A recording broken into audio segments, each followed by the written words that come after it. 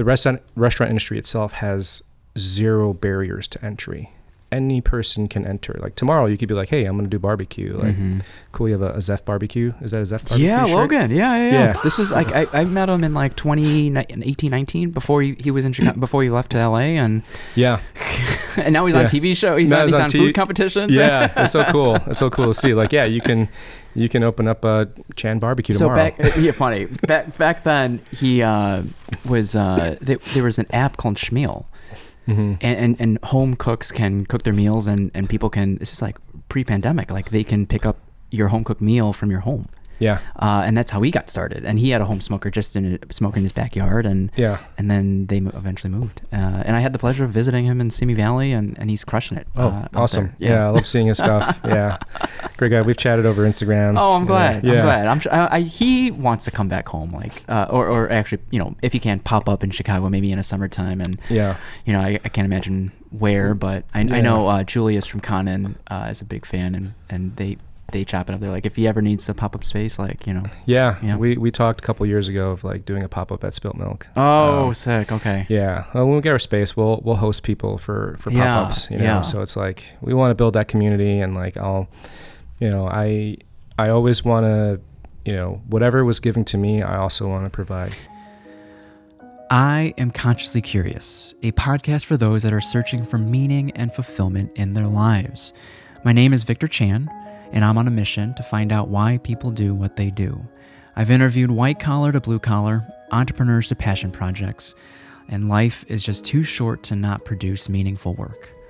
Thanks for tuning in.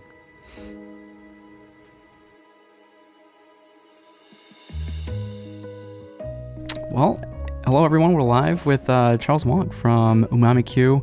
Charles, I gotta apologize for being late to Umami Q. I never even got to visit you at Spilt Milk. Oh, and totally fine. Not fine. And it's like the first time I've probably tried your work is through JT's Genuine with the recent corned beef, and then I was surprised to get a newsletter from your collab with Crust Fun Pizza this week. Yeah, tomorrow. And it's very cool to see how active you still are despite no longer having a residency. And I want you to help me define like what iteration you're currently at right now. Okay. In the whole realm of entrepreneurship, you've had a good taste of everything, and you probably have a good idea of how, especially with the finance background, of how to run a business and what a potential brick and mortar, when the stars align, could look like. And so what iteration are you currently at right now? Well, right now, and no problem about like not being able to try Umami Q at Spilt Milk. Yeah. I think the best is still yet to come for us. Okay. So we're actively, I kind of sound like a broken record because, people are like, hey, what happened after, the food hall? Where are you currently at? And I was like, oh, we're looking for a brick and mortar. So we're still doing that. I think we're getting closer to where we want to be. So we've engaged an architect. We're getting ready to send an LOI. We're talking to investors. So we're along those lines. I don't want to jinx it. Oh, no. Yeah. my wife would, when I'm explaining this, my wife would be like, sound more enthusiastic about what you're talking about. You're realistic. And I'm I've signed a contract before and it hasn't worked out. And, I don't want to be like, hey, this is great. And you're managing expectations. I'm managing the expectations. I want to be very clear and very even keel about it and say, okay, this is what it is currently. Yeah. What are my options and how can I move this forward? So that's kind of my mindset right now. I see. Yeah. It sounds like, I wonder if it's mandatory to have simultaneous things going at the same time. Like, I wonder if there's a certain flywheel, like you mentioned architect already, or LOI, like letter of intent. Like, is there one thing or a few things that have to be in place to feel ready enough to reach out to an architect to even come up with a potential proposal or design? Yeah, I think it really, every like deal or potential space has its own like quirks, so to speak. So we're looking at a space that is just a blank canvas. So it's like, hey, we feel really good about the location. We feel really good about the landlord. And we just, it's kind of like marriage. So like, you'll know when you know. And it's like, it's kind of getting there where it's like, we feel really confident in what we're in this space. That's like, okay, let's spend some money to have an architect come in and really make sure all the pieces fit. Because with barbecue, there are certain expenses that are going to have to, that are mandatory outside of just a regular restaurant. Like more hoods? More hoods. So second hood, second shaft. So that already puts you at a disadvantage for looking at a second generation restaurant, let's say, because typically they're only one hood, one shaft. And it's like, is it just as expensive to put in the second shaft and the second hood, or as a blank canvas? I mean, they can estimate it's $100,000. Oh, okay. Yeah. And you could put in a scrubber, which is like a pollution control device inside that hood. Okay. What ends up happening though is that you're gonna spend like a Lamborghini. They say just putting a Lamborghini under the hood in case somebody complains in the neighborhood that says, hey, the smoke is bothering me. So if you're in the city of Chicago, you have a barbecue restaurant, you don't have a scrubber in your hood. If someone were to really have some malice towards you, they'll be like, complain about the smoke. Sure. City comes in, it's like, you need a scrubber. It's a lot of money to dole out to continue operating. So you're just going to start, are you intending to put a scrubber right now? Yeah, I think so. That's kind of, that's the game plan, I think, is to let's not trigger anything with the city. Yeah. Or you want to be neighborly too. And we want to be neighborly. We want to be, we want to be welcoming, and we don't want to cause any nuisance whatsoever. Okay. So it sounds like you needed to have your eyes set on a blank space then before reaching out to an architect. Yeah. Well, that's kind of how it fell into place. Okay. But if you have you heard otherwise? Yeah, you can go to a second generation pizza place that has a coal fire, let's say. So it's all about hardwood in Chicago. So it's like, if you're using hardwood, whether it's pellet smoking, whether it's coal, they consider that you have to have a separate hood, separate shaft, so that you can operate safely. Because if grease or gas catches within what you're cooking with the hardwood, I mean, that's like a disaster. It's like a bomb, essentially. So you just gotta be really careful with that. Okay. And you sound very realistic, or not reluctant, but managing expectations in the sense of like, when you first meet potential landlords or investors, like, you can easily, I know I have been swept up in like how fast things can move and how romantic it can feel, especially when someone becomes a stakeholder in your idea and your vision, and they're like, I've consumed your work, I love it, I want to help you grow. And that all sounds like really amazing in the moment, but what do you do to check yourself, or to take a step back and just like, is this moving too fast? Like, does this have to move this fast? Yeah. I think, building a pro forma and having the business plan and, checking the numbers and really understanding it and stress testing it when, now it's like not my money that's going to be, on the line. There's other people's money where it's a different perspective. Now it's like, okay, this person believed in you so much that they're willing to invest their hard-earned dollars on you and your concept. Now you have to execute.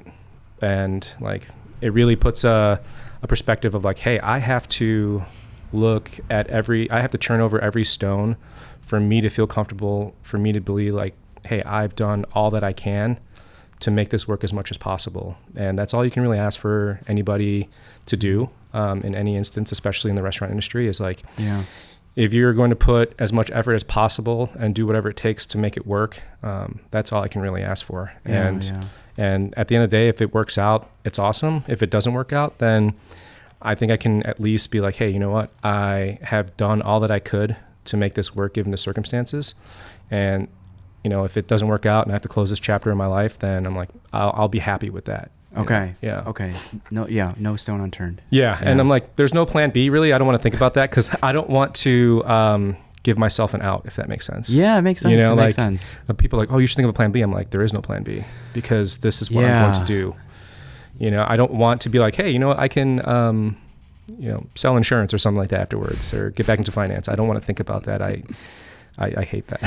I was thinking about that. I was like, does it have to be all in? Can there be a job, a more corporate job, where it provides you and your family stability, to where barbecue, there's not as much pressure on barbecue to generate the revenue that you need to live the lifestyle you want to live? Yeah. I think there is this is what I did, you know, part-time barbecue, full-time finance. You tried that? Okay. Yeah. It works to an extent. If your job is not demanding, it's paying the bills, and then, you know, barbecue scratches the itch, you know, of like, hey, this is something that I want to do, and I want to, you know, provide happiness to people through my food. I want to tell a story. I want people to enjoy it.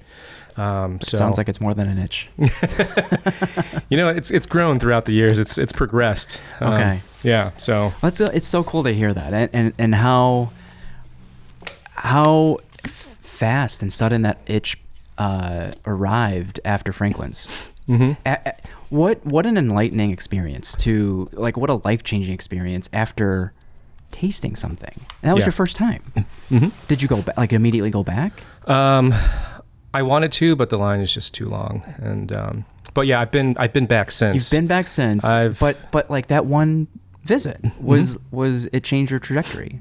Yeah, I always loved to cook, and to, you know, experiment with things and get better at cooking. And then when I had their brisket, I was like, wow, this is incredible. I can't live in Austin, so why not try to recreate it here in Chicago?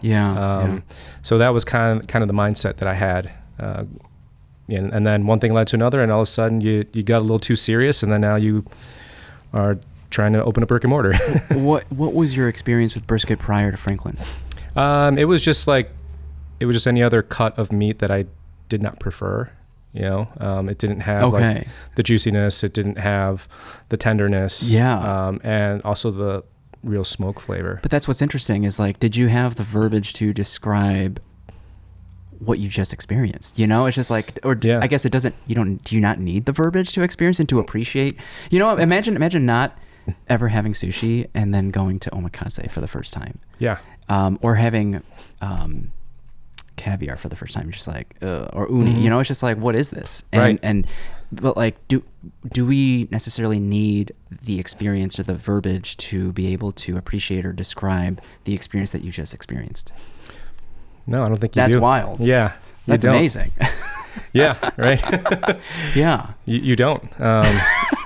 Because there are things that you've never experienced before that you're like, you don't know what it is, but then like you continually try it, and then you can start to, like, you know, extrapolate what that meaning is. So like if you think about, you know, anything that you do in life, your profession, so me cooking a brisket for the first time versus me cooking a brisket now, there are certain little things that I can pick up now where I didn't have the knowledge when I first started. And that's just over time, and that's how we just evolve and we develop, you know? So all it took is, so it's a spark. It's a spark to set the whole place on fire. I want to get my timeline straight. Like, did you have, was it chest pain that you were experiencing, like that medical condition that took you to the ER? I felt like I was like having a heart attack. Like it was like chest pain in the left, and like my arm was like hurting too. Textbook signs and symptoms. Yeah, and I was like Googling it. You know, I was like, oh, this looks like I can die, or it's just I slept the wrong way or something like that. You know, WebMD, right? It's like, those are the two things. Maybe it falls in between somewhere. So I literally just walked to the doctor a mile, EKG. They were like, yeah, everything's fine. You're just stressed. I'm like, I've never felt this stress before. I've never had stress affect me in that way. It was enough to get checked out. It was like, well, I should get checked out, you know? Was that before or after Franklin's? That was after Franklin's. Interesting. Okay, so did you start barbecuing at home on your own after Franklin's? You did? Okay. Yeah. Okay. And at what point were you dipping your toes, or when was the seed planted to potentially pursue this? This was like in 2016, so it's like 10 years ago. I was just having fun. I bought like a Traeger from Costco, and it's like, yeah, now I'm pitmaster. It's cool.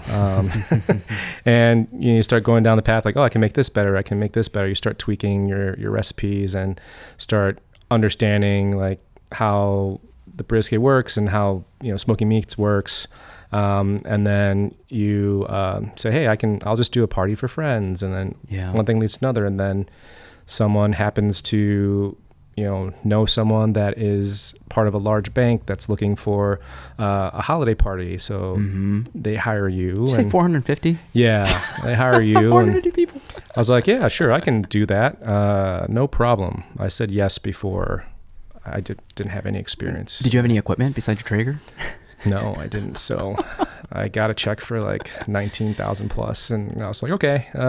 Is that a number that you came up with, or they came up with? Because they asked for a proposal, like send in a proposal. Yeah, that's a number that I just came up with, and I was like, oh, this worked. Cool. It's like, okay, we're shutting down half of a nightclub. And I was like, oh, this is kind of it's kind of weird to me because back when I was much younger and maybe part of like the rebellious stage of like college, you like have a fake ID, so you go into the club. And so I was like, I've been here before as pre-21. I know what this looks like, and now I'm going to shut down half of it to do a makeshift kitchen, and this is my first go around. This is fun. This is very fun. And can you reflect on like what went into arriving at that number? Because at most creatives, when they're first starting out, is like, that's what's hard. And I think we primarily think about our time like an hourly rate for our service. And I'm sure now with more experience, it's more like, what is the experience that I'm providing? It's not necessarily the amount of time that goes in, but the experience that you're delivering. And so like, what did anything else go into arriving at that number in addition to time? Yeah, I think it was like combination like what my costs were, because I had to hire like a company that they were focused on like passing appetizers around. I had to rent chairs and tables. And you've never interacted with any of these vendors before? No. So it was like just calling people. Like, wow. When we were starting that, I was like, oh, what do I do? So I started calling restaurants that were like barbecue places. Like, hey, do you think I can rent your smoker?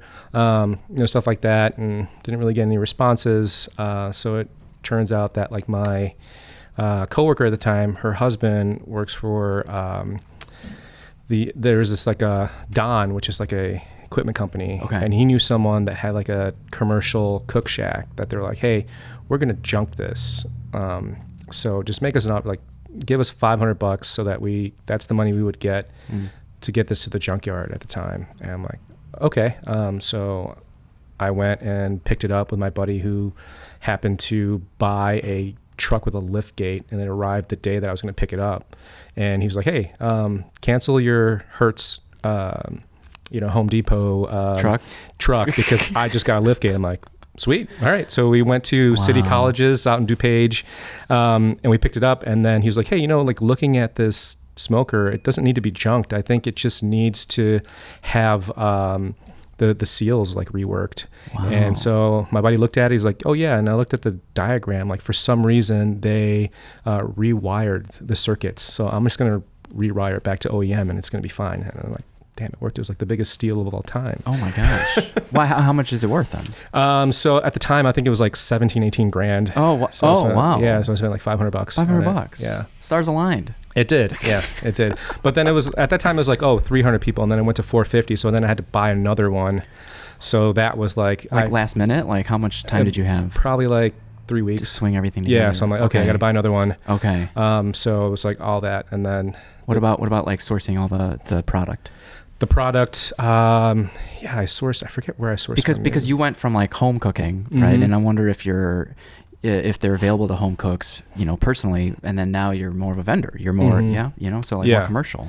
Yeah. I mean, I had the LLC set up and everything too. Okay. So it was all just like a perfect storm. Which started like a prank. You thought it was a prank. I thought it was a prank. I was like, oh yeah, one of my buddies is pranking me. Like, why would they be pranking me when it's like the Cubs World Series going on right now? This is like game 6 or 7 and like I'm watching it. They're extra innings, I'm like, why the hell would you send me email now? Like, it's so stupid. But it turns out it was real. Imagine if you responded that way. Ha ha, thanks. Yeah. Yeah, I mean, the owner was like, hey, the person that hired me, I was like, hey, send the proposal. And I'm like, hey, like, since I'm relatively unknown, I'll do a tasting for you. So I remember like trying to go to the tasting, and I was by the Restaurant Depot on Division. Okay. And then there's a street, I think it's North Branch, where like there was a bunch of potholes. So I was driving through it. I hit a pothole and I got a flat tire. I blew out a tire. So the pull over, I'm like getting pretty late to the tasting. On the way to the tasting. Yeah, on the way to the tasting. I'm like, oh shit. Like, of course. So like I called an Uber at the time and I was like, oh great, Uber's here. Picked me up, got me there on time. With all your stuff though. All the stuff, yeah. I was just driving crazy. I had like boxes everywhere, driving crazy. Provided lunch for 30 people. The owner came in, snuck in, tried it. He's like, great. And then he told the planners, like, you made a great decision. Wow. And then I was like, whew, thank God. Like, yeah. Wow. That's amazing. Yeah. So all these things, all these like, I guess you call them learning opportunities or like obstacles that you're like, okay, like it's fun. But the willingness to do whatever it took. Yeah. Yeah. Did you think you would have more FaceTime with the owner then? Or I guess ultimately it didn't matter? Yeah, I had some FaceTime with him, during the event too. Like he came by before, came by after, told me like, hey, this is what we're looking for. The previous party, we had to order pizzas afterwards, so don't run out of food. Oh, I'm like, yeah, well, being Asian, it's like, we'll never run out of food. We'll have like way more food than we, would actually need. It's just kind of the way we operate. Yeah, yeah. So, it was fun. So we got, a few more years out of it before, then he like... That smoker? No, the event, few more years with them. Yeah, so every year. Oh, that's so cool. Yeah, repeats. Okay, repeat. Okay. Yeah, so it was fun. Yeah. So and how was it finding purveyors for product back then? It was okay. I think I wasn't really like price sensitive. I was just like, okay, this is what it is. My mindset was like, hey, this is either going to work really well or I'm going to really fail, and that's a way to be like, okay, maybe failed swinging. Yeah, maybe don't do this or something like that. Is it because you had the stability of the day job?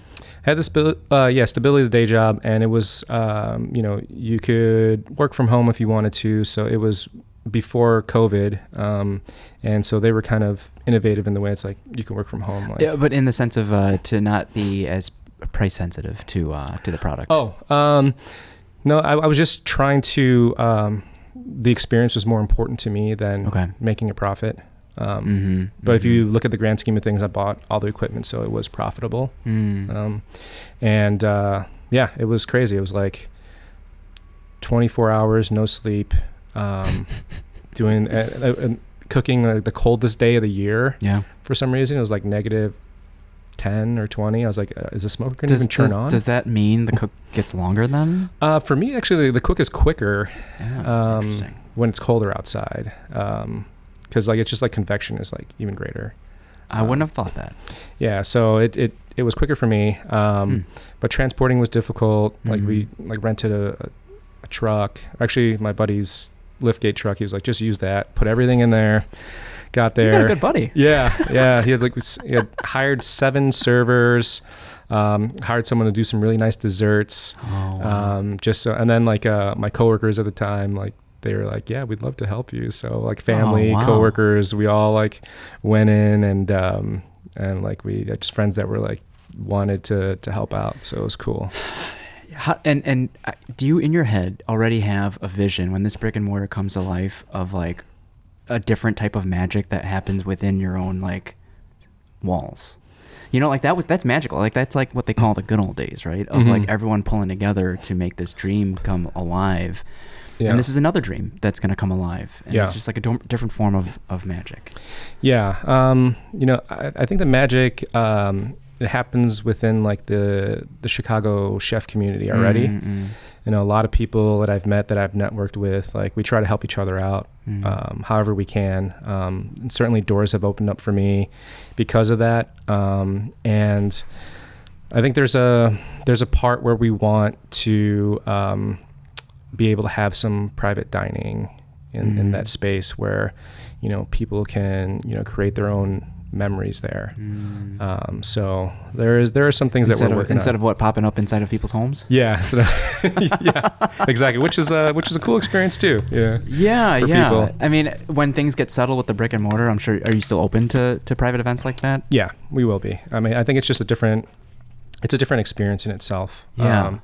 That it's like, hey, you can have us come in, and we'll cook for you, and then we'll clean up, and like, you don't know that we were there. Yeah. But you have that like memory of like you're in your house and you could drink whatever you want, do whatever you want, so that you're not going to get a DUI. If you got a DUI hosting a party in your own house, yeah. What are you doing? What are you doing? Why did you ask me to come over? You know? Yeah.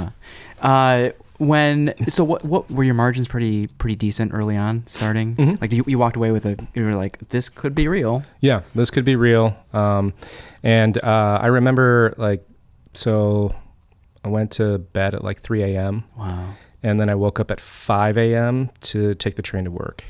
And then I remember one of the partners took me in the office and was like, hey, I heard you started your own business. I'm like, yeah, like it's not going to affect my work here. The partner was really upset about that I didn't tell them. And I was like, I don't, you know, at the time I was already having, I was already unhappy there. And, you know, I was telling them, hey, like, I want to do this or I want to do that. I want to get to another level. What are the specifics? How can I be involved in helping the even firm? within that firm? Yeah. Interesting. There weren't any clear directions. And I'm like, okay, well, you know, I can sit here and just continue waiting, or I can make my own path. And I'm like, I'm just going to do that. Like, no one's going to stop me to do that except myself. Like, whether I succeed or fail in anything I do in life, no one is to blame except for myself. You know, like we're our own worst enemy. And it helps to have perspective and experiences, because that'll give you more options and more knowledge to attack different situations. And I was like, I'm going to build this and I'm going to see where it goes. And if you have a problem with it and you want to fire me, you can, because I'm not affecting your business. My work is not going to be affected by this thing that I'm doing outside of work, whether it's like starting a business or just getting pissed drunk and like, you know, right? Like, some people do that. And it's like, well, I don't care what you do outside of work. Like, just be good to people, you know? But if you're not causing any trouble, like, I don't care what you do. Do you think that was their concern, is like if it would have affected the work? That was probably their concern, was like, okay, it's going to affect his work. Maybe he's not going to be as interested in doing this. They already know you're not as interested. That's wild. They knew that I was like not really happy there. So it's like the ball was in their court, you know? Yeah. It's like, okay, well, if you're not going to provide this for me, and, you know, I will never fault anybody for trying to make a better life for themselves. I mean, that's the American dream, right? Like, maybe. But, you know, like you want to, like, if that person is willing to take the risk, and, you know, they see a better path for themselves, and if they worked for me, I'd be like, hey, if that's what you want to do, like, I will support that.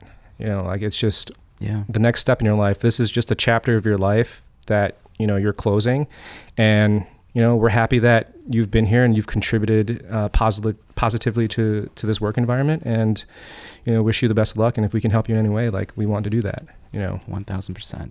Where did that, like, fresh and enlightening perspective come from, of the ability to reclaim agency and to go in all for yourself? I think you get to a point, like, there's always like a struggle, you know, you get to a struggling point where you're like, hey, you have a point where you become dangerous and like, I have nothing else to lose. Right. You're like, hey, like this, I have nothing to lose, and I'm going to try this because this is what I feel would get me, from this wall that I have, rock in a hard place. When you have that mentality of like, I have nothing to lose, you kind of figure like, this is what I want to do. Yeah. I'm going to take this chance because like, hey, like, what's the worst that can happen? I fail. But yeah, but how do you get to there from, there's people that complain about their situation. It could be at work, it could be at home, and they don't do anything about it. They're insufferable, and I wonder what they have to do, or I don't think they can be told to do anything. I think they have to like suffer so much that there's no other option. Yeah. I think like, I think I've been there before. I think everybody has been there to an extent. And what to really think about is, there's a fear associated with failure. And you're trying to get to a goal, but you're not looking at the incremental steps to get to that goal. To me, like, success is not reaching that goal. I mean, it's the ultimate goal, right? But like, success is like progress. Progress is success. If I can get to progress and continue on that path, that's success to me. Failure is when failure is not like, oh, like I hit a roadblock like we did at the food hall. Failure to me is like, I've reached a point where I no longer want to continue to that goal. That is the failure point. It is not a yes or no, like I succeeded in this task or I failed this task. I failed it, but it's a learning opportunity. I'm going to adjust the next time. Yeah. But the failure really lies in, all right, I've had enough. I'm not going to reach this. I don't want to pursue it anymore. Yeah. Okay, then you're like, okay, then I failed. Yeah. And I on the other side of the same coin, I heard this analogy of climbing a ladder that is leaned on the wrong wall. And so you're climbing, right? And then like, when do you like, what are these signs along the way to confirm or deny whether or not you're climbing the right wall? I think it kind of lies in what is valuable to you as an individual. Yeah. So I look at like what we're doing now, and I'm like, I've had 36-hour shifts when I was at Spilt Milk, like cooking, doing everything, like really sacrificing a lot to prove to myself that I can do this and that I still want to do this. But at the end of the day, if my wife told me, she's like, this is not sustainable for our family, I don't think I would do it anymore. Then I'm leaning in the wrong wall. Because like if I am successful and I hit every milestone from a career perspective, but I don't get to share that and I don't get to be with my family, my wife, my dog, then what's the point of doing it? Yeah. I mean, some people will come to the realization of like, maybe I can't have it all. There's so many ways to look at that, I guess, like, do you just give up on your personal dream and all because your family's not happy? Or some people might separate from their family. Right. And, and like people's there's goals, no right, everyone has their own, there's no like one right answer for everyone. Yeah. Goals change all the time. Yeah. The only constant is change. So it's like, that's going to happen. And if it's at the wrong time, then you have a separation and like you recalibrate. Yeah. But it's like kind of figuring out what's really important to you, what you absolutely cannot, that you won't live without is like a non-negotiable, and making sure that that's still okay. And conferring with that person or the path or whatever you think, needs to be, like if that's the path that you can take and have a little sacrifice, but still enjoy and have what your non-negotiables are, then I think you're still leaning on the right wall. Yeah. Yeah. How would you describe your collaboration with Spilt Milk was serendipitous, right? It was like a mutual friend that put you in touch with the owner of Spilt Milk. Yeah. How long were you a resident there for? We were there for like 1.5 years, I believe. Okay. Yeah. How would you describe it? Because in previous interviews, you've reflected on like how you don't want it to get to the point where people are there, like, is this umami-Q? Like looking, look, it's not necessarily your restaurant per se. Right. I'm sure there was a win-win situation for sure, but like, how would you describe the whole residency? It was just an unbelievable experience for me. Cool. It was something beyond that I would ever think would be like available to me and to us. It was like, oh, we got a lot of recognition. We had people coming from like Baltimore, oh my goodness, California. They're like, hey, we saw you on this magazine or something like that. I'm like, I didn't even know we were part of this magazine. Putting Chicago barbecue on the map. Yeah. They're like, yeah, we saw you there. We'll have people in the industry and barbecue. Is like, yeah, I work for so and so, and like I'm having your barbecue, and it's great. It's amazing. I'm like, that's awesome. I love that we can give you that experience at a bar in Logan Square. It taught me a lot about like also managing people. Okay. So like really running a miniature restaurant without the your risks are mitigated because you don't have that large rent to pay. And it was really a great experience. Met a lot of friends. Tony, the owner of Spilt Milk, he's a dear friend of mine. Okay. Who's there now? Chubby Boys? Chubby Boys, yeah. Nice. Good stuff. Great stuff. I don't think I've had their burgers or breakfast sandwiches. I know they were at Drip Collective for a hot minute. They were, and then Drip Collective started doing their own food program. Oh, didn't know that either. Yeah, so that's why they left. But yeah, Oscar, amazing guy, like amazing product. Like you definitely need to go. Yeah. So what was overall you would describe it as a win-win situation? Like more people got drinks, people that got drinks got food. Yeah. Okay. It was symbiotic. Yes. Okay. Yes. And so while you were there, as maybe you were feeling the residency was coming up to its end, were you thinking about more collaborations, more maybe like a brewery or a place that doesn't have food? Yeah. I think the end goal was always a brick and mortar. Oh, okay. So or was the food hall kind of lining up right after that? The food hall approached us, and that's when we decided to cease the operations. We're like, let's. I see. And selfishly, it was like more of a lifestyle choice for me. Okay. Because I was like, oh, I just got married, and now we're doing a Monday to Friday. Wow. I don't have to like come home at like 11. For the food midnight. hall? Yeah. Okay. So the food hall was the plan. Okay. Yeah. I was like, oh, this is great. And then they have a smoker there. So like, I've never had that experience of being able to produce and sell at the same location.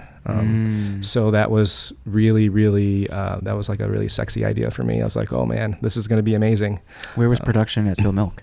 Production, it was kind of all over the place. Like we did like the prep like there, but like the cooking had to be outside. Yeah. And no, that does sound healthier, more of a balance to have production and selling at the same place. Yeah, because traffic really sucks.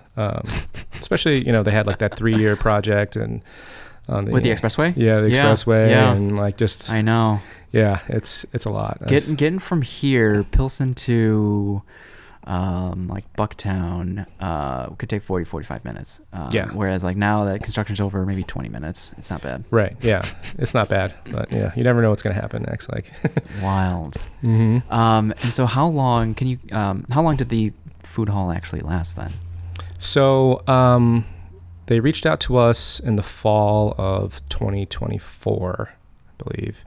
And we moved in Q1 of 2025. Okay. And wow, it's been a year. We didn't get, I remember it clearly too. It was like, I was, actually it was funny because I was going to Tony's birthday party. Spilt Milk. Yeah. And it was like the Friday, it was Valentine's Day. And, I messaged the manager at the food hall. I'm like, hey, I'm moving in Monday. I haven't heard from you, but I'm just wanted to make sure that like the building is okay with us. Like, do we have to schedule a time or whatever the case may be? 6 p.m. when I got out of the Uber to go to Tony's birthday dinner, he texted me back. He's like, hey, sorry, we actually you can't move in because you don't have a signed lease. And I'm like, okay, well, there's no possible way I can sign this lease because you guys are holding the lease and you guys asked me to move in. So how does this work? Yeah. Wait. Well, so what was the original situation? Without a lease? No lease? What does that mean? So there was like a license agreement, and I didn't know at the time, but there's a smoker on the 20th floor. Yeah. From Smoke Barbecue. Okay. So back when it was Revival Food Hall, they bought this smoker. They moved it up to the 20th floor. Mm-hmm. That's where it was. That's where the production was. I just needed language in my license agreement that said, hey, Umami Q has right of first refusal to use that smoker. Because if you have another concept using it, we don't have a barbecue restaurant, we don't have sales. They're like, okay, we can do that. We just want to figure out the verbiage of it all. I'm like, okay, that's interesting. I don't know. Here's the verbiage, right of first refusal. Like, you have to ask us if you want to use it. Did you have attorneys looking at this or friends looking at this? I had an attorney looking at it, and I was just like, I'll just give you the language. This is what you just need to say. Just add it on there. Yeah. I'll sign it. No problem. They're like, we'll work on it. I didn't know why. But in the meantime, same day, February 14th, I've been trying to reach out to Barry Sorkin, and he's been really busy, but he actually called me back that day too. Of the food hall. Yeah. I was like, hey, Barry, I know you were you're the previous tenant. Like, is that Smoke then, or? Yeah, Smoke. Oh, okay. Yeah, not the food hall. Yeah, Barry Sorkin and Smoke. Great guy. And he's like, he's like, yeah, what can I help you with? I'm like, he's like, are you having second thoughts about? I'm like, yeah, I'm having second thoughts about this. This is before I found out that we couldn't move in. He's like, hey, I don't want to put any more like issues with you, but I just want you to know, like, that smoker up there is actually ours. And then I put 2 and 2 together, and he was like, hey, like, we're going through a battle, like, they should pay us for it because we can't move it out. Because during that time, Revival switched over to Sterling. But during that time too, there was a remodel of the building. Wow. They took out the service elevator, and that smoker is like a large one-piece thing that you can't move anymore. So there was this battle. I can kind of see it from both sides, where the owner of the building is like, no, that's ours now. It's a fixture. Where they're like, no, it's ours. We bought it. We installed it. Like, we can't take it out physically because you guys removed the service elevator. So there was a no-win situation. I wasn't really comfortable with that. Sure. Oh my gosh. Yeah. And I was just like, okay, this is not good. What about like changing hands from Revival to Sterling, or even the news of like timeout shutting, it's just like, are food halls like a long-term, like, good idea? Maybe not long-term, but like, because it feels like a stepping stone for many startups. Yeah. I think it's still a good idea for startups, especially if you don't have experience in the restaurant industry. Okay.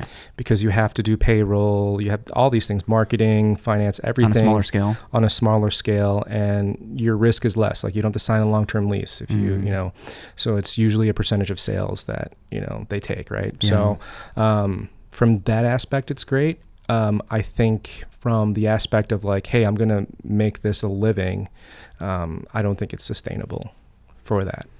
Yeah. So if another food concept is thinking about entering a food hall, like, I hear the margins are awful. So do you think about, what do you think about, like, foot traffic? Like how can we make it work if you were to pick a food hall? I think you have to go to that model that worked. And it's hard because pre-COVID, it was like booming. Right? Yeah. But you had like really great concepts there. Like Mindy was there, Mindy Siegel, like she was there, and like all these different concepts that were there that were like, these are really great chefs that have just unbelievable food. And that with the traffic of people going into the office. Now it's kind of like, well,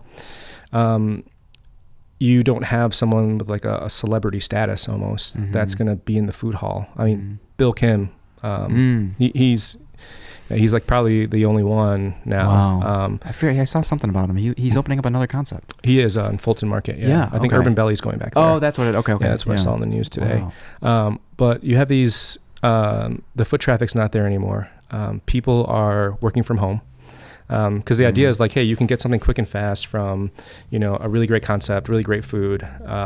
You can do that versus going to like a McDonald's or a Wendy's, right? And you'll spend a little bit more, but your value is much greater than that.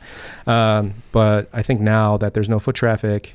Now that I think about it, last time I talked about you with other people was with K-Tex Barbecue when they collabed with 82 Kimbap, who was in Sterling. Mm-hmm. And actually, now that I think about it, it was decent foot traffic. It was bustling in there, but I remember I had to park 4 blocks away because I drove my ass there, and like that's I don't.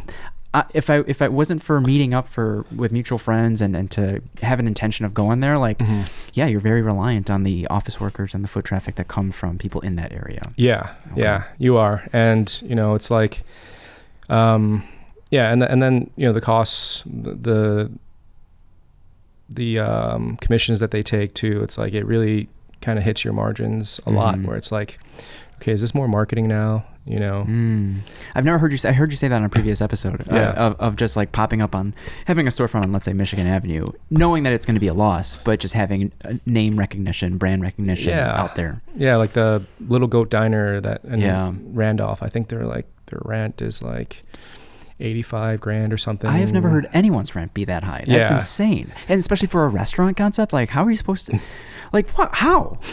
You have to be a restaurant group. You have to be like, okay, we're positioning this here. There are, people that have like data and like understand like, okay, you're going to lose here, but you're going to gain in other areas of your restaurant group. So what a shitty way to think about things. I don't know. From like, and at what point is it greedy? It's just like, I understand property taxes are going up and real estate's going up, but like at what that type of rent, like is it really that high? Does it match, or how much are these owners like walking away with?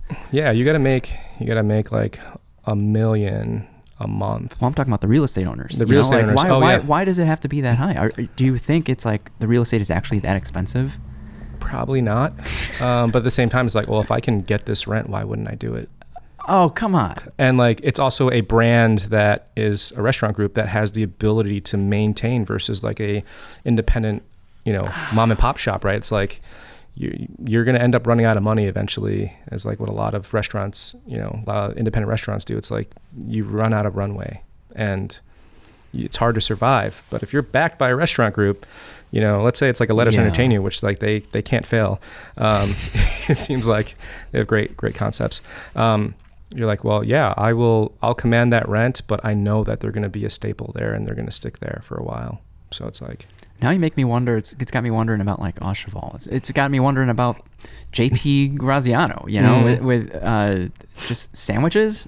It's a deli, it's just like, how are they supposed to survive? Yeah, I mean, they've been there for like what? It was like 80 years, 100 years. I'm not sure. So I wonder exactly. if they just own the building. Yeah, it's like you got to own the real estate. Yeah, because then it fluctuates, right? It's like you can't command your own rent, which is like funny story because like when I first started in 2016, there used to be a place called Olympia Meats right next to Aucheval. Okay, it was a butcher. Oh, and, nice. It was a family, great guys, and one of the guys was like, hey, I'm getting it. It's like, I'm building a website. So he built my first website for me. Oh, cool. I was a customer. Yeah, that's where I got most of my meats too. It's like, he built my website for me. Yeah, he built the website for me. He was like, here you go, like $250. I'm like, cool. That's amazing. Yeah, it's so cool. But does your current website still have the bones of that, or? No, it's through GoDaddy. It's like, it's all commercial now, and I need to update that because I'm just a one-man show right now. Yeah. Gotcha. So speaking of money, it's just like when finding investors, like investors know how slim the margins are. Mm-hmm. Why is the food, like restaurant industry something that investors continue to invest in? I asked that too. I'll be, here's what I think. I've showed my pro forma to a lot of people. Okay. Some sophisticated investors. Yeah. And, people that like they're worth millions, right? Mm-hmm. And they're like, listen, your pro forma looks good and you're being conservative, but in the restaurant industry I don't invest in that, and it's hard to invest in it because of the razor thin margins. Mm-hmm.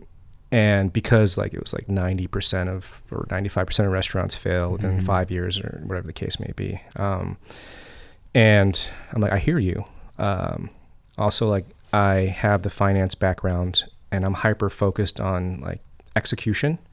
And like, I've done my research on the market. I've operated already. I know what I can do. I've built a brand.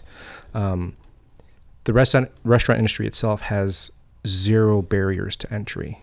Any person can enter. Like tomorrow, you could be like, "Hey, I'm going to do barbecue." Like, cool. You have a Zeph barbecue. Is that a Zeph barbecue? Yeah, shirt? Logan. Yeah. This was cool. I met him in like 2018, 19 before he was in Chicago, before he left to LA, and and now he's on TV show. He's on food competitions. Yeah, it's so cool. It's so cool to see. Like, yeah, you can open up a Chan barbecue tomorrow. Funny. Back then, he was there was an app called Schmeal.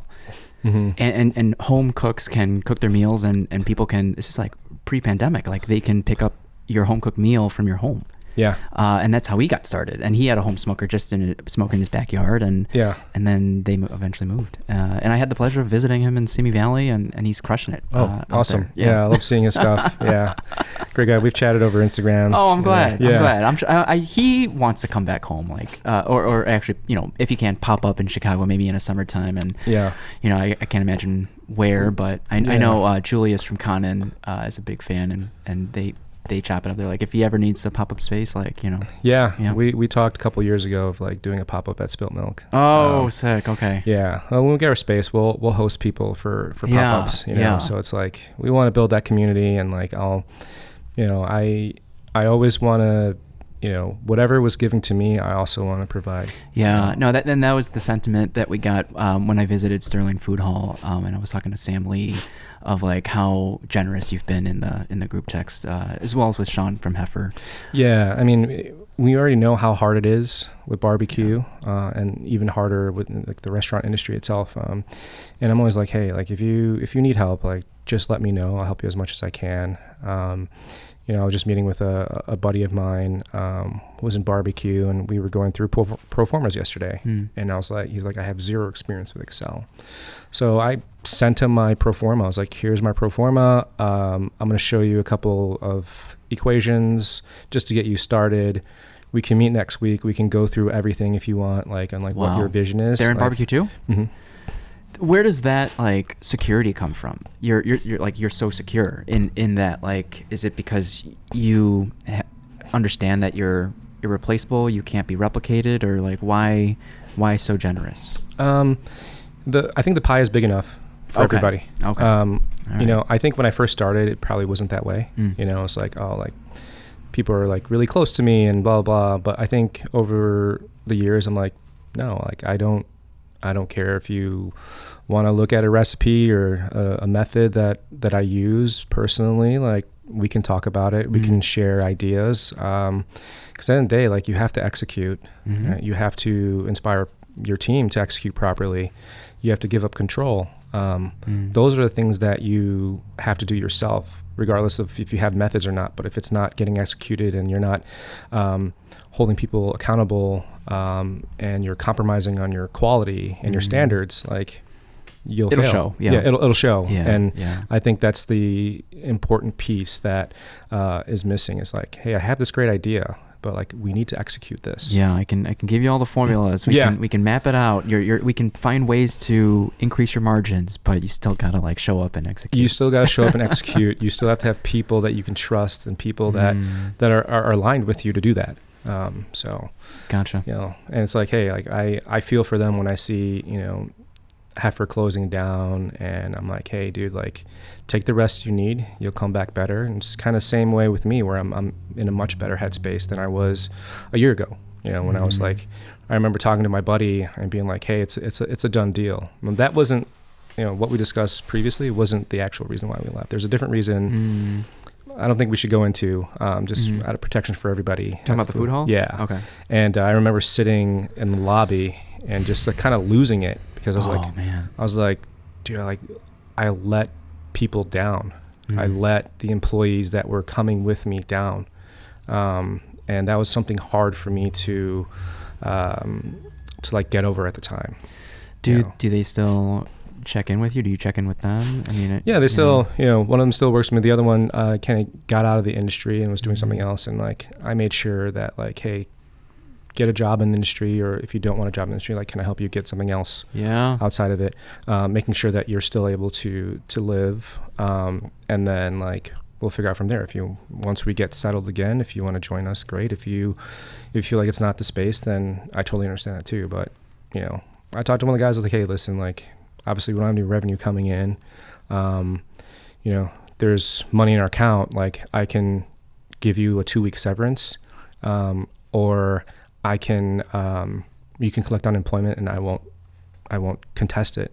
He was like, I'll take the 2-week severance. So gave him 2-week severance. Is like, here you go. That's really generous of you. I mean, I know, like, to take care of your team. And you said it in previous interviews as well, of like being told you could take more from your salary, more than the 40 G's that you took. And you're like, I eat last. Like, the team needs to eat first. The team needs to eat first, because like they're on the front lines. But also, like, I do say, like, I have to also make sure that I'm getting a fair cut, because if I'm not getting paid whatsoever, then I'm running the restaurant for people to just work in, and it's not right. You know, if I can't live off of this, right, eventually it's gonna crash. Yeah.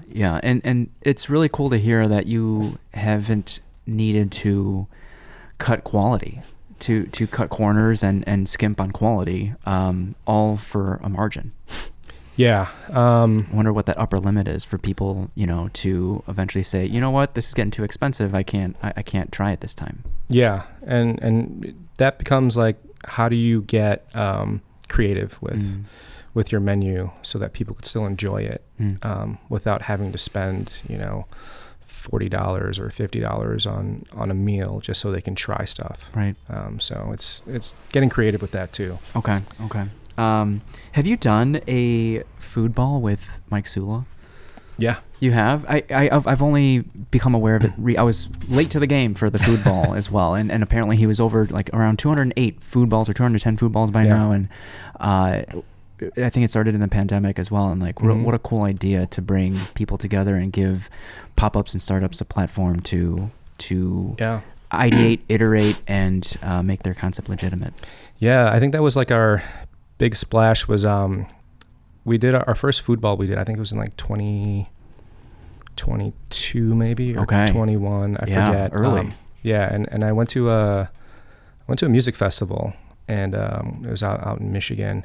And so I set it up on Talk. I was like, here are the pre-orders. Apparently I set it up incorrectly.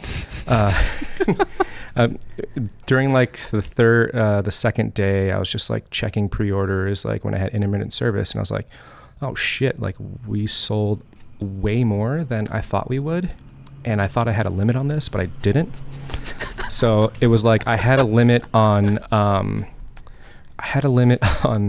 like, I guess orders per person, but not like total orders. Oh no. I was like, oh, that's not good. So there were a lot of people, like, it's just a lot of people kept coming in. Yeah. So I was like, I need to prep a lot more. So I was like, got back. You made it work. I made it work. Yeah. It was really cool. This is at the Kedzie Inn at the time. Oh, okay. Yeah. Okay. I was like, I owe a lot to Mike. We're friends, and we always would joke around. And always try to support and tell people like, hey, like this is a great start for you to do. I get a lot of people that'll come to me like, hey, how do I get started? I'm like, well, have a menu, have someone that will tell you your food sucks if it sucks. That's very important. Because I always tell people, like, if I just cared about if people enjoyed my food or not, I would never get in the industry. I would just make food for my family, and then they would tell me how great I am, and then everything's great, right? But that's not how it works. So I have, partners that are like, professionals, and they're like, hey, were you really thinking about this the way that it came out? Interesting. And the answer is always no. To be objective. Yeah. Yeah. It's like, okay, great. Like, how can I improve? Like, that's my thing, is like, be honest with yourself. Yeah. I just want to improve. And I hope that the experience that I want you to have is actually shown on the plate. And that's the experience that you have when you eat my food. Yeah. If that's not the case, then tell me why. And then that opens up a new thought for me to be like, a new consideration, like, oh, okay. Yeah, I didn't think about it that way. Like, let me adjust that. Let me see, or maybe I'd be like, I don't really agree with that. But it's a great conversation to have, because I'm like, hey, I just want to be the best that I can be. Yeah. So let's break it down. Like, put my feelings aside. I really don't care. If you want to swear at me, you can. Like, I don't take anything personal, because like, this is a business at the end of the day, and I want to be sustainable for myself and my family. So let's make the required adjustments that we need to make. Okay. If we agree on it. So, brisket in and of itself, in its pure form, is pretty minimalistic. Correct? Yes. Like seasoning, salt and pepper, and then thyme and smoke, and then whatever wood you're using for it. Yeah. Okay. Is there anything you're doing to put the umami spin on it, or does that come with the potential sides or making a meal out of it? That's where the umami comes from? Potential sides, the meal, because in itself, it is, if you do it right, like, it is one of the best things in the world to eat. It's like, and it used to be a poor man's cut. Like, back in the day, it's like, how do we make this delicious? So someone figured out, we could smoke it a long time, and like, then we break down the fibers and everything's great and delicious. So it's like, over time, it's evolved to where people can really make it delicious. Like, if you watch YouTube videos and you talk to some barbecue people, like, they'll give you tips to like really nail it. So my focus for our new menu is like, how can we make the sides and everything else, the entire plate, the tray, be craveable, not just the meat. So, and we went down to Austin a couple months ago with my partners, and we went through like just like an eating spree of all the different barbecue restaurants and talked to owners and like get their take on like, hey, what's really important like for this business, and it's like really like using the scraps, like right, making the margin, because my brisket now is at 45% yield, maybe 40% yield. Yeah. So, that's it, huh? Yeah. What is that average? Probably, yeah. Oh, okay.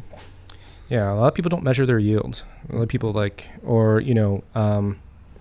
people look to see what's sexy in barbecue. Does that include being creative with things that are normally waste? No, that's just the brisket itself. Oh, okay. So you probably lose about 20% to like fat and stuff like that. So the other 25% you can. Because I think you said you can put it in a burger as well. Burger is like the thing that really sells, because like there's no education with it for people, right? So it's like, oh, I know what a burger is. Oh, it's a brisket burger. Okay, that's going to be even better because you've grind it yourself. It's not like you don't know what the cuts of meat are going into, necessarily if you buy something from, U.S. Foods or Cisco or whatever the case may be. No shade on them. It's it's just kind of like what we feel would be right. But what if like you made like an umami burger from some of the waste from the brisket? Yeah, that's what we're doing. Yeah, versus like you could buy something. You could actually buy a Slagle Farms burger. From Cisco. So I didn't know that. Yeah, and it's already pre-made, right? It's dry aged and everything like that. I tried it and I was like, it just doesn't have what I'm looking for in a burger. But a lot of places use that, and it's great. Better margins on burgers? Yeah. So basically, right. So if I'm calculating a 45% yield on my brisket, and I'm pricing it to be, anywhere from a 30-35% food cost on just my chopped or sliced brisket, then that grind for that burger is free money, essentially. Nice. Right. So it's like, okay, then the cost of my burger is bun, pickle, onions, whatever sauce, whatever. That's the food cost for the burger now. Okay. Cheese. Yeah. So, yeah. So, like it's like it's not how much brisket you could sell with like barbecue. It's the big picture. It's how much waste you can sell. How much byproduct, not waste, how much byproduct you can sell. Yeah. So that you can continue to sell your brisket. You're more sustainable. Yeah. But also, like, I mean, would the margins be better on your sides if there's, and that's where you can really shine the Chinese and the Vietnamese flavors. Yeah. Yeah. That too. So, the concept we're thinking about is like, we'll have like the barbecue line, but we'll also have like a bar, and you could just get a burger and fries, like the best burger we can make. Yeah. Fries. Like, you don't have to wait in line. You can sit down, have burger, fries, and like be okay and be on your way if you want, or hang out, whatever you want to do. Are there going to be staples? I keep hearing about the banh mi, and then we're going to do the banh mi for sure. Was it crab rangoon? Yeah, smoked crab rangoon. Woo! Yeah. No imitation. No imitation crab meat. There's nothing wrong with that. I enjoy it. I think it has its place, but I just don't think it belongs in a Rangoon personally. Interesting. So, okay. And this is the cool stuff, right? This is like the way to express myself and what I think should be delicious, and people buy it and you're like, oh, that's cool. And hopefully they have the same experience, the, like the bite of like, oh shit, like what am I eating? It's delicious. Yeah. And nothing else really matters for that, half a minute or whatever. And you're just kind of like, wow, this is really good. And this like brightened up my day. And that's all I really want to do. Yeah. That's why I got into the industry too, is like, you don't get into the food industry to be like, hey, I'm going to make a ton of money. You're like, hey, I think I can provide something that's non-tangible, but I can make a little bit of money and sustain myself, Yeah, it reminds me. I've been on the local boy kick. Have you visited? Yeah, you have visited. I have. By the Sears Tower, the new location, or the Highwood one? Highwood one. Nice. Yeah, and I was talking to Seth Marcus. Who's that? Food influencer. Oh, nice. Food with Seth or something like that. What's his handle? Sorry, Seth, if you're listening. I'm sure I'm familiar with the Instagram. Yeah, handle. but he's out in the northern suburbs, and he was telling me, he's like, I did a pop-up at EJ's place in Skokie, and he was telling me about like this place, like some Hawaiian food in Highwood, and then he was telling a certain food person that was like had a, I guess, food authority, and he was like, yeah, I told this person about it, and they're like, Highwood. Pfft. And then that person went to try it, and then they featured it, and he was like, that was me. I'm like, hell yeah. I don't know if we can say that, but well, it's like I can't stop raving about it. Yeah, it's so good. It's good. Yeah. But like they were one of our recent guests, and like to hear his story of like wanting to come to the mainland from Maui to support his wife through a master's program to line her up for dental school. That's great. And his first job was at a car wash, and noticing his coworkers, high school kids, just door dashing for like lunch, and he was like, "What? That's a lot of money. Like, let me make you a lunch plate." And they got hooked ever since. That's awesome. And to see them go from food trailer to like, they popped up with like their friends when they migrated to the mainland were at the Great Lakes area. Oh, cool. So they were up in that area, and then there were some partners of people in the Navy that were looking to cater like an event, and like similar to you, like 150 person, and they're using like their shared condo grill outside, and just like that's so awesome. That's some of my favorite stories of the come up. Yeah. And now they have their second location, the second one being by the Sears Tower. Crazy. That's great. So when thinking about, I know you're deeper in the stage for the brick and mortar, but like when thinking about it, were you particular about certain neighborhoods or areas of the city that you wanted to be in? Or even in neighborhoods that would be more receptive to barbecue? Yeah, there was a time where I was like, let's go to the suburbs. Oh, a lot of people, my partners were talking about it too. They're like, go to the suburbs. Like there's not as much competition. There's more space. It's cheaper out there. And you'll do well there. And there's parking too. It's huge. You mentioned parking a couple times. So you're like, well, yeah, that makes a lot of sense. Then it was like, okay, what suburb? Do we go northern suburbs? Do we go western suburbs?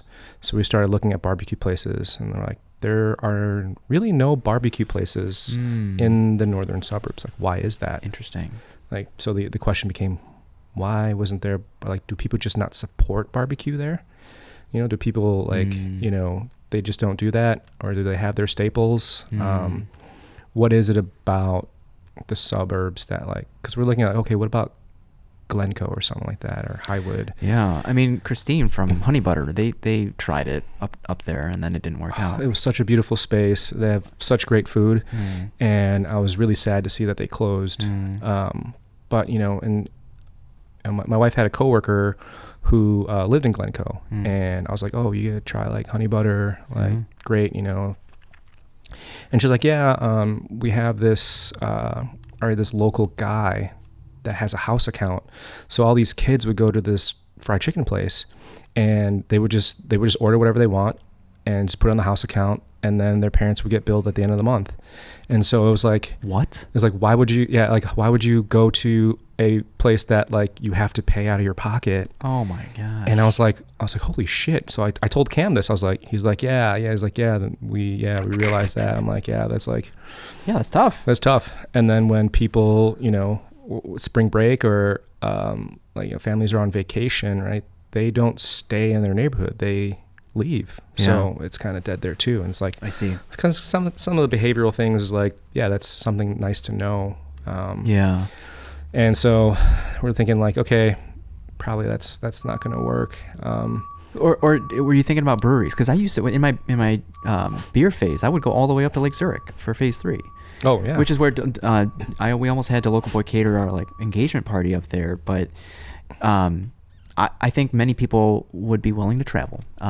People would be willing to travel for barbecue, for sure. I think like for us is like we have to figure out a way to be able to market to people, so that we can get in front of them. And like, social media is it's a double-edged sword, right? Because it's like the more you look at social media, because that's kind of part of my job to figure out what's going on in the food scene and like what people are interested in, what's kind of the next thing.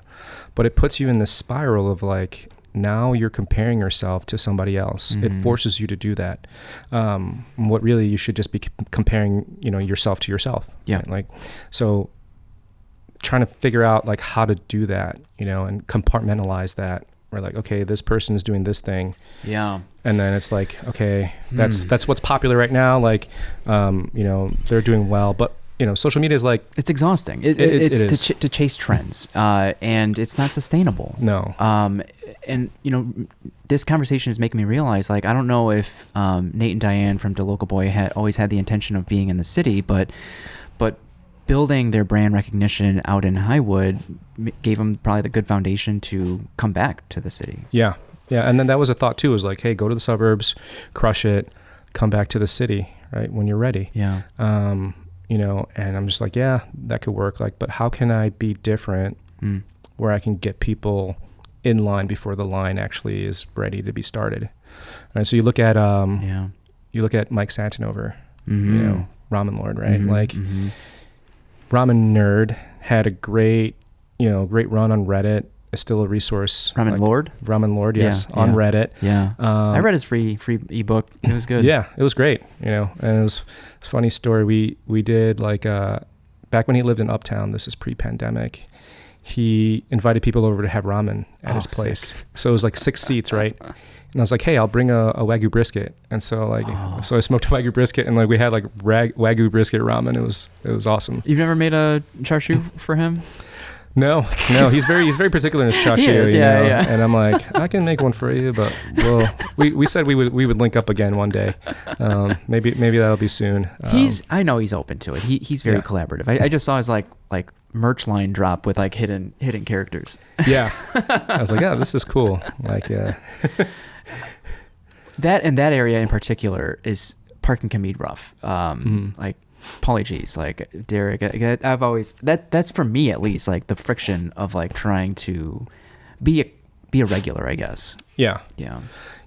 Parking, but you just gotta kind of like know your demographic.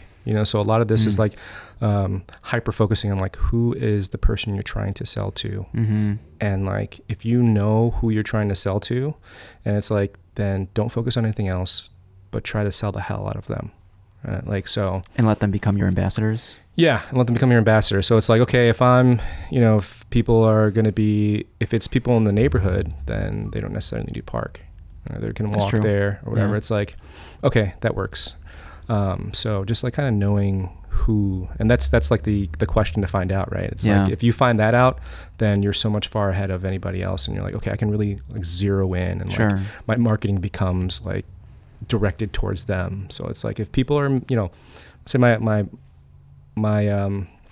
ideal customer is like, okay, men, I think it's like 65% men, 35% female. It's like, hey, they are like middle-aged, maybe 40s or something like that, maybe 50s. Like, okay, so we can get away with some of the 90s stuff if we want to. They probably like pro wrestling, so we can like, do some pro wrestling stuff. It's just like, things back in the day where it's like, maybe it's not acceptable today, right? But, you're like, yeah. hey. That does that get your collaborative like brain going then? It does a little bit. I'm like, oh, what do I do? But then also it's like, why don't you just be yourself, do what you think is right and see how that works first. Because that's what Mike did. Right? It's just like, just do what you think you feel is comfortable and see how that works.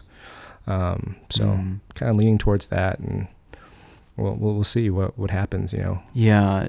Do you think about space as well? Like how many seats you want to fill in that space? Yeah, I think the seats is really, and this is it all goes back to finance. Right? It's like, it's a good background to have. Yeah. So we're looking at the space, and it's like, how many seats do you want? I'm like, how many bathrooms do we need? Right. It's like, you want to sell liquor? Yeah. Okay. You can get away with 50, maybe 60 seats with 288 bathrooms. If you get more 60 seats, then you need a third bathroom. I'm like, okay, that's like $40,000-$50,000. I'm like, is that going to be incrementally better? Are you talking about per month?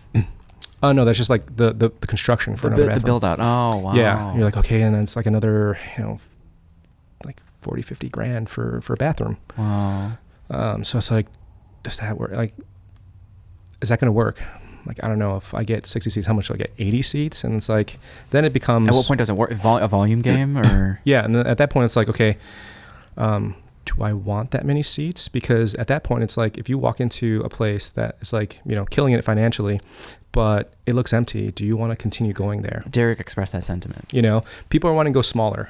But last time I was at Apologies, it was pretty full. It's just, compare on a slow day to, in the 4 times I've been to Pizza Michi, it's never been slow, but it's a small space. So it always looks bustling. Yeah. It always looks bustling. And it's like, okay, then it's like, oh, that's the hot place. Like, we want to go there. That's like TikTok worthy. I don't know. Like, yeah. Well, it's just like, what does a slow day look like? What does a regular day look like? And what's sustainable for you? Like how many seats does Franklin's have? They probably have like 30, 40 seats, right? Like, but they're established. Like we actually went to Franklin on our last trip. Like we were already stuffed, and I was like driving the guys back to the hotel, and I'm like, oh, I'm just going to show you Franklin real quick. Like I'll show you the line. They're like, oh, line's pretty short. All right, let's get in. All right. That's awesome. So how was it this time? It was great. Yeah. It was great. From the first time I had it to the last time I had it, great. Met expectations again? Met expectations again. Yeah. Yes. Yeah. But the level of barbecue now that people can do with the brisket and those meats, like everyone's on the same level. And it's like, okay, how do you differentiate yourself? Sides, concept, like those are things that people are looking at now. And that's what the top 50 is looking at too, is like a complete tray where everything on the tray is like really delicious. Yeah. So. Do you see those Instagram reels of, I don't know why they're in Japan. It's just like old folk in Japan. It could be like a coffee shop, but like just doing their thing, executing at the highest level. And they just maybe had high standards for themselves. Yeah. But they might have like a 6-seat coffee bar, and if you know, but it's like they don't need anything else as far as fulfillment for themselves. Right. It's just like, it's like long term, like 20 years down the line, like what do I want to be doing? Do I want 5 locations? Do I want just this one location? Like what's enough? What you described to people, what do you describe to me just right now is like the people that I want at our restaurant, like the employees that I want. That's like, hey, this guy wants to do this, wants to do it really well to the best of their ability, and wants to do that every day. I'm like, okay, this is the person that I want. This is the person that I want to also, be a partner and be able to like your work just directly affecting the bottom line. You should participate in the profits of that too, and that's what I want. If we could have like five of those, whatever the case may be, it's like, that's great. That's what I want, Yeah, I think of Mike setting over from that, and then most recently Anthony Scardino from Professor Pizza, like longtime team member, moved out to support his wife to Boston and pitched the idea, and they now have Professor Pizza Boston. That's crazy, isn't it? But like to your point, like Anthony trusts him so much, and Anthony hasn't been to Boston. Wow. the professor hasn't been to Boston, and like to trust that the pie's coming out in Boston, and he opened a Westtown location as well, like is going to be more consistent at the moment than Westtown, because he has to do some training in Westtown. Yeah, and it makes sense. Like, well, barbecue travels really well, so you could have a central location, and that's kind of like the idea. Is like, well, if we have a central location where you could produce great barbecue, it could travel to a food hall if you want, where your costs are super low, high traffic area. Like, we can do that, but right now it's like putting the team in place, understanding like that this is the quality that we want, do it consistently. And then it's like, okay, everything is secure. We feel really good about, executing. Now it's like, okay, what does that look like, outside of our four walls? How can we, and if it's like, hey, this person that came in is like, okay, they're going to eventually be the pit master. They're going to be running the restaurant. Like, they're a partner. Like, they're part owner. Nice. Like they need to be there to reap the rewards of it. Right? So that's what we want to build is that it's not like like all the owners, like, I don't need to be driving a Ferrari, I don't need anything beyond just kind of basic living, and like being able to provide for a family, eventually have kids, right? It's like, and I want people that like, hey, we want to build this, and we want to like really like challenge ourselves to do that and be professional, and it's like that's what we want. Okay. That's who I'm looking for. Yeah. That's ideal. And if you embody it and you preach it every day, I think that your people will find you. Yeah. And like kind of like that shift is like, like there's certain responsibilities that each person has. Each person has a role in the restaurant, and it's very important. That's why we created the role. My role as an owner is to make sure that you get paid, and to get paid as much as possible. And I'm going to do that. I'm going to do that as best as I can. All I ask in return is that you focus on what you need to do it as best as you can. If that happens, like, we're going to be successful. We're going to execute properly. If it doesn't happen, like you don't want to do the task or whatever the case may be, or you don't want to improve, and it's like, okay, it's okay. Like, it's just not the place for you. It's not what we want to foster. And it's like, this is where it has to be. And that's kind of the thought process, and the time that I had to reflect on what I'm doing. Was it easier to navigate those conversations with a finance background or a corporate background to like, as far as boundaries and work relationships and things like that? No, I think it just comes over time, understanding like team dynamics, what people want at the end of the day, what drives them. And for me, like, for the longest time, I'm like, oh, like, we're a family. Our concept of family, like, I'm not going to yell at you. Like, we kind of understand what we need to do. And mine is like really shifted now. It's like, we're not a family, we're a team. Because, we all have had that like family member maybe we don't get along with, and it's personal, right? But like, when you're part of the team, you can't take anything personal. It is a team environment. We're here to help each other. We all have one goal, and we need to strive for that and make that happen. Whereas a family, it's like you take things personal. It's like, it's not really a place to be, because it's like if you take something personal, you have baggage that maybe someone else doesn't have.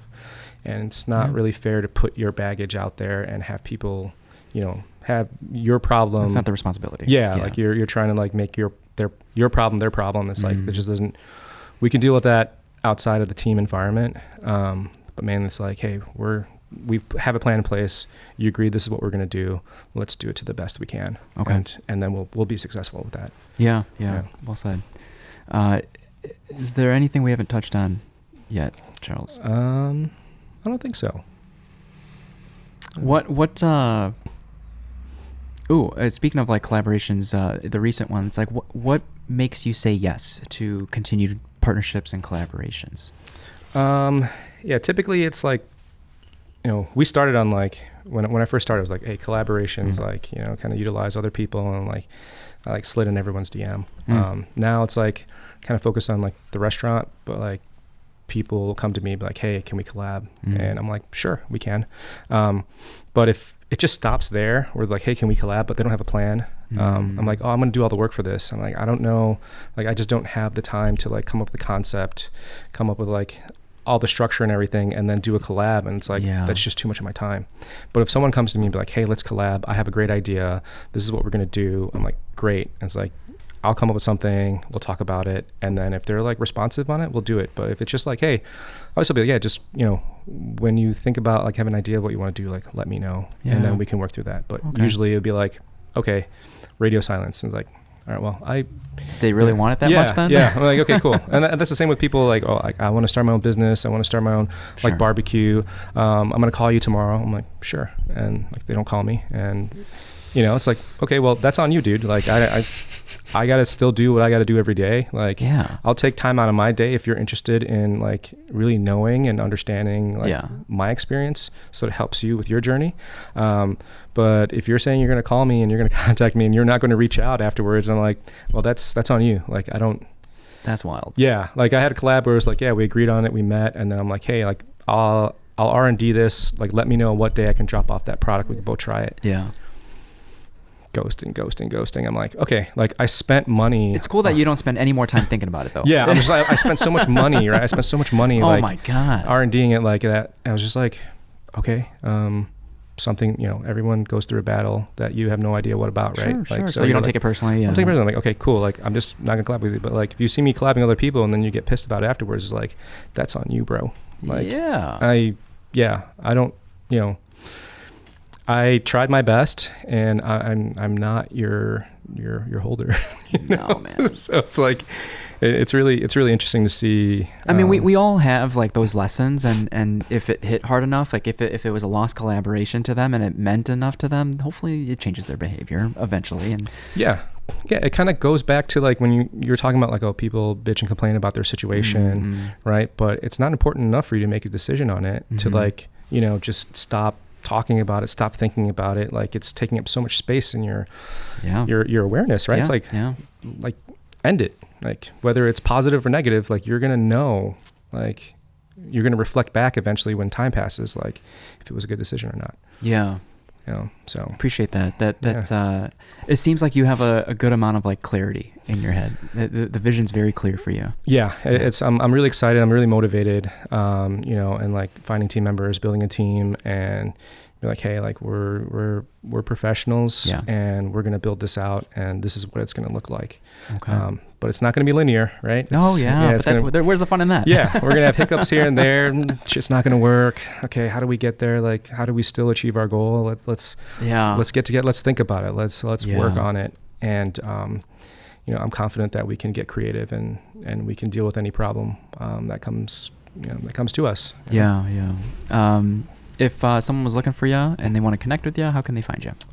They could find us on Instagram at UmamiQ. They can slide in the DMs if they want to chat. You know, I'm always available. Like, I'm always interested in like hearing people's story and their concept and like, how can I help you achieve your goal? Yeah. The offer is always on the table, right? It's whether people take it or not.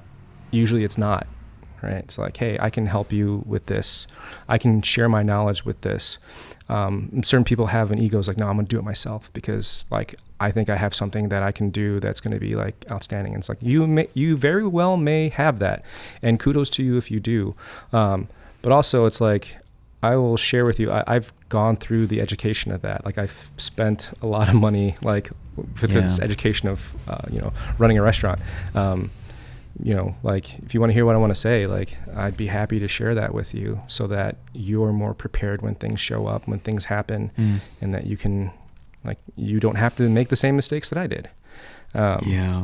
And some people will take it, most people leave it, and it's not anything on me. I just kind of continue with what I got. No, it's really cool to hear you not be jaded about that, and you continue to be as generous as you always were with your time, and you leave it up to them if they want to connect and pick your brain.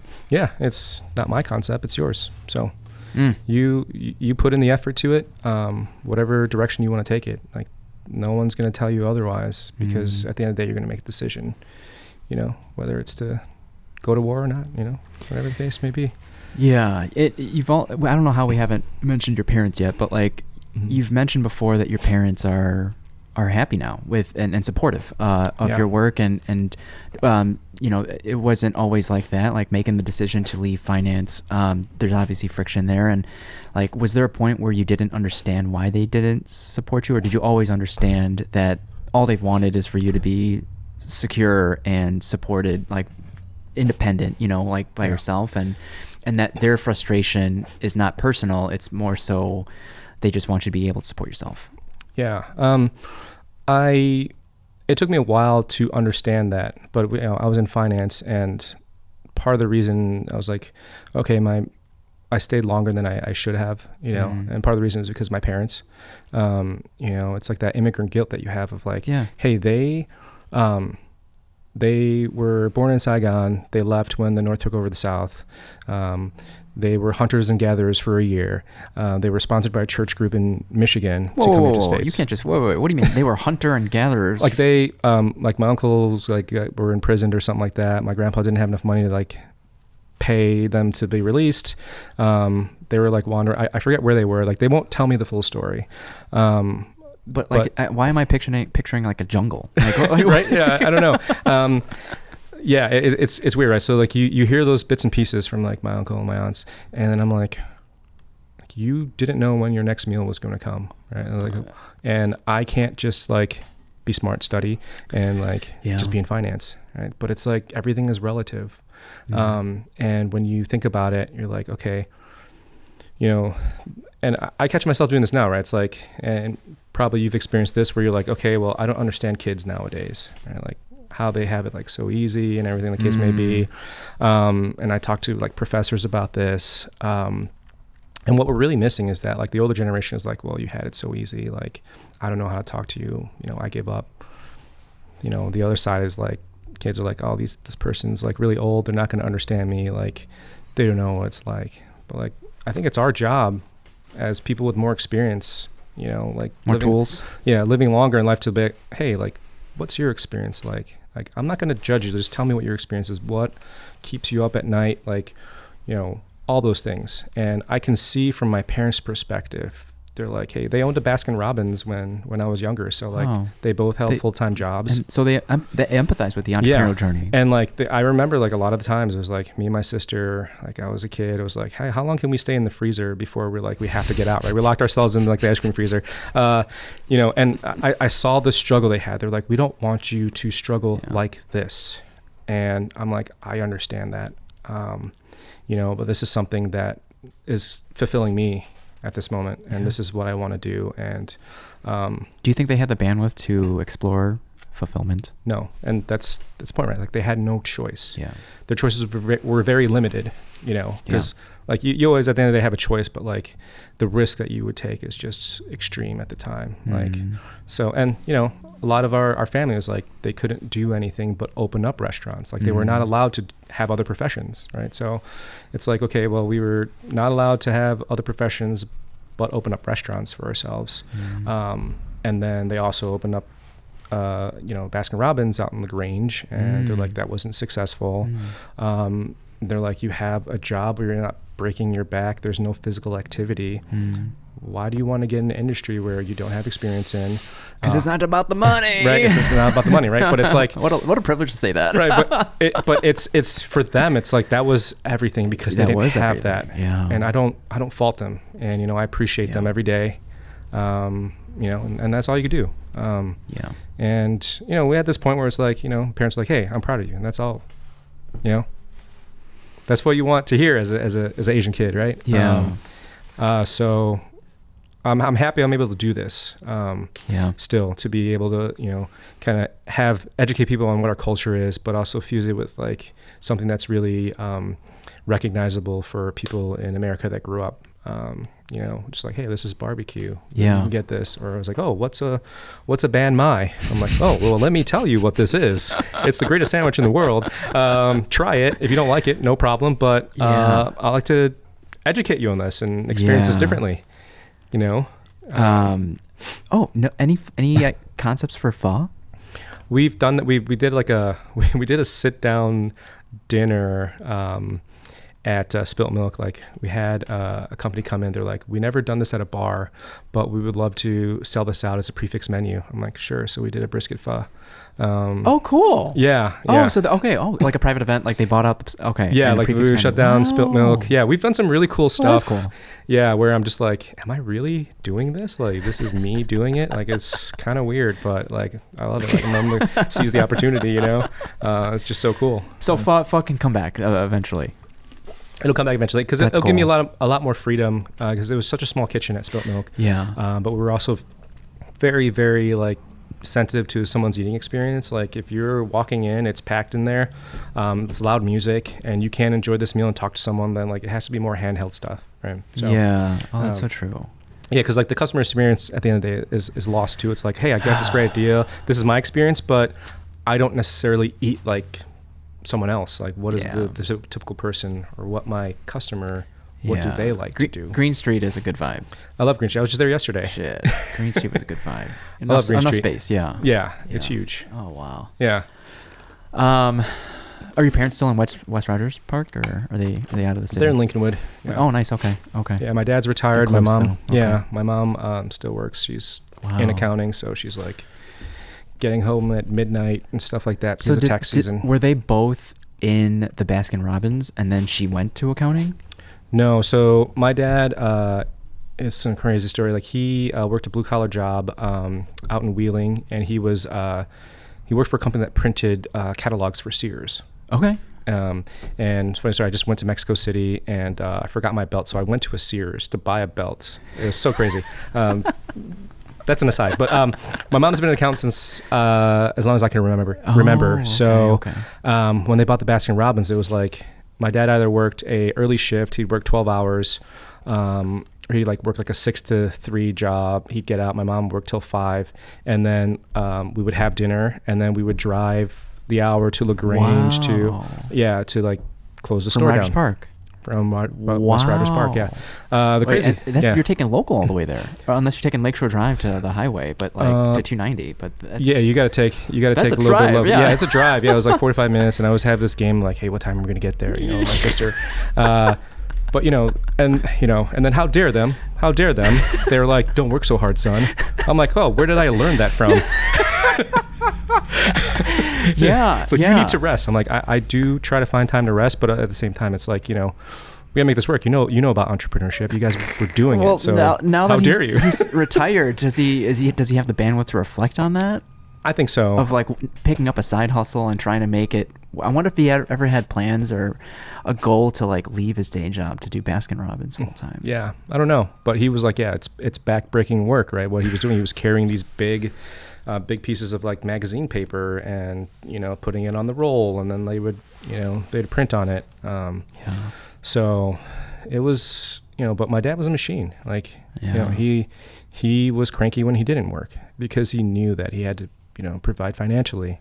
So it was a lot of that, and it's like, whoa, that's pretty intense, right? But that was a part of his life where he was like, yeah, like this is what I'm gonna do, and I'm going to run with it and make sure that we're taken care of, and this is kind of the mentality. It's like, oh, don't work so hard, take breaks and do this. I'm like, yeah, there's an extent that I can take a break, but I need to get this done. Like, it's just how it has to be. And you guys showed me by example. So yeah. But in the sense of like, thank you for showing me, thank you for showing they were good examples. Yeah. But it's always like, I don't understand what you're doing, like you go in, now that they see you being secure, that should provide some relief. Sometimes they're always worried, right?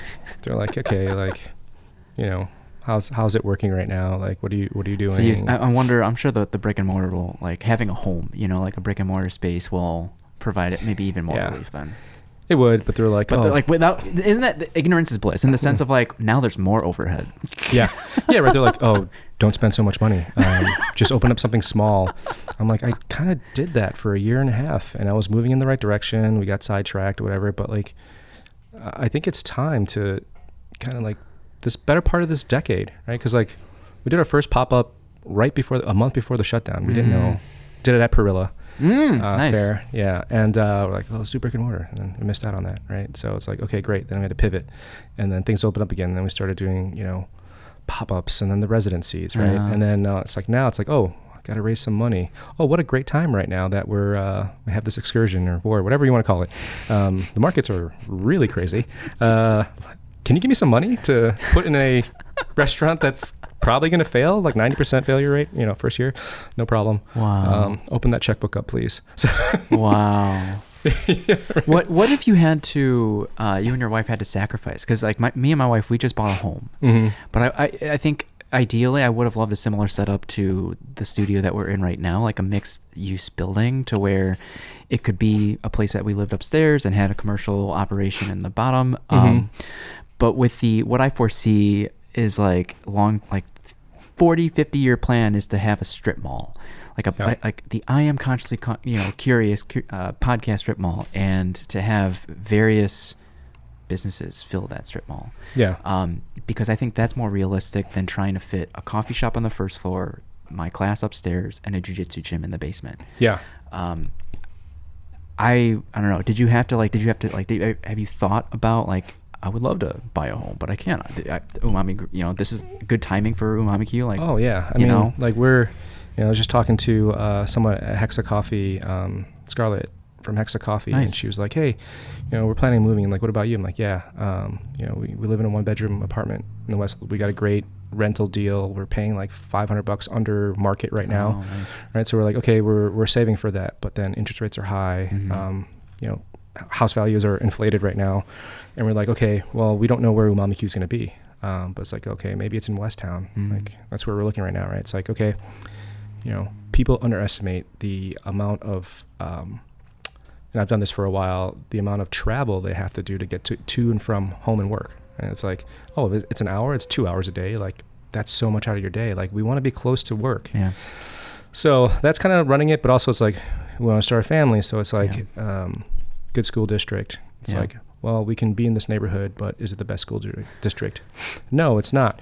Okay, we can go private, but it's like, well, then it's essentially buying in a neighborhood that like you would have already purchased in anyway, so that you have a good neighborhood. Access, access, right? Yeah. So it's like, damn, I don't know.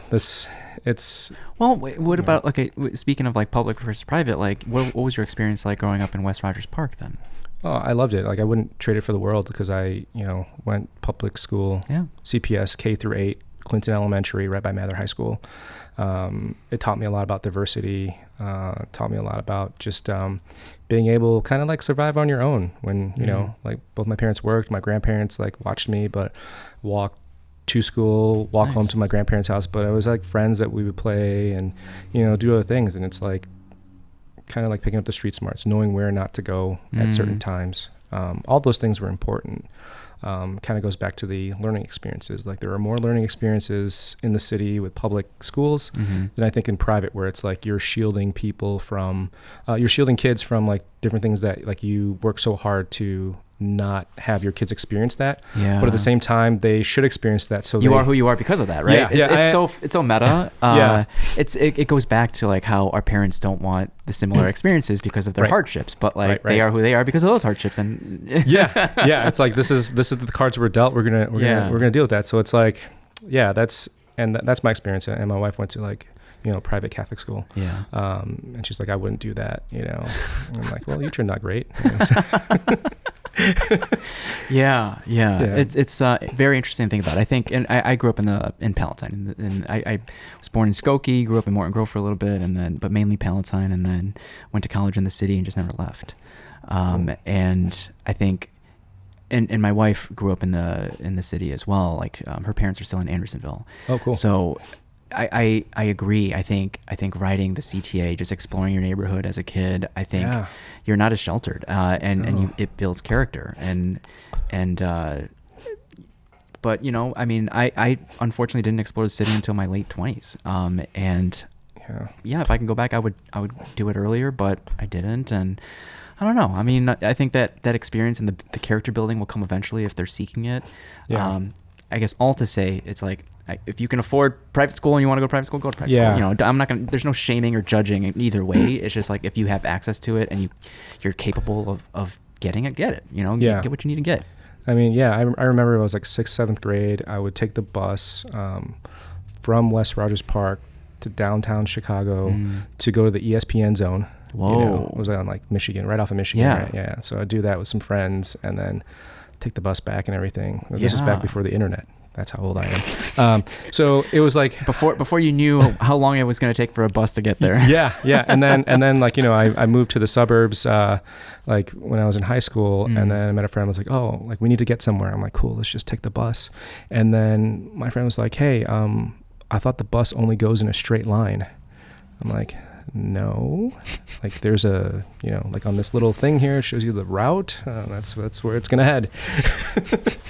And so he was a little bit sheltered. I'm like, oh man, okay. Yeah. Like, you know, cause like you're left to your own devices, right? Like, you know, versus like, hey, like his parents like drove him everywhere and everything like that. So part of that is just parenting, and, you know, you could still achieve whatever you want with your kids as long as you're focused in that. And it's like, agreed. Hey, everyone should have a restaurant job, I think, too, right? Agreed. Right? At some point or another, yeah. Just to learn how to deal with people and understand where people are coming from. I think that's really important. You know? Yeah. I mean, this whole project, this podcast has helped me gain a deep appreciation for all the participants in the city. And the next time I get to participate in Umami Q, it's just like, it's that much more appreciative of it. Yeah. We'll have to invite you friends and family. Hopefully this comes to fruition, what we're doing. I have a really good feeling about it. And, you know, if it doesn't work out, then it's like, okay, like we'll just kind of keep our eyes open, you know, like but like I'm really, I think the landlords also, they're like, we're willing to do more than we would really do with other people. Like we want you to be in this space. And I'm like, yeah, you know, I really respect them. I'm like, I love what you guys are doing. And I could see us really working out there. I love it. Okay. Charles, it was truly a pleasure. Appreciate you taking the time, chopping it up. Doesn't have to be the last time, but everyone, thanks for tuning in. We will catch you in the next one. Bye. Sweet.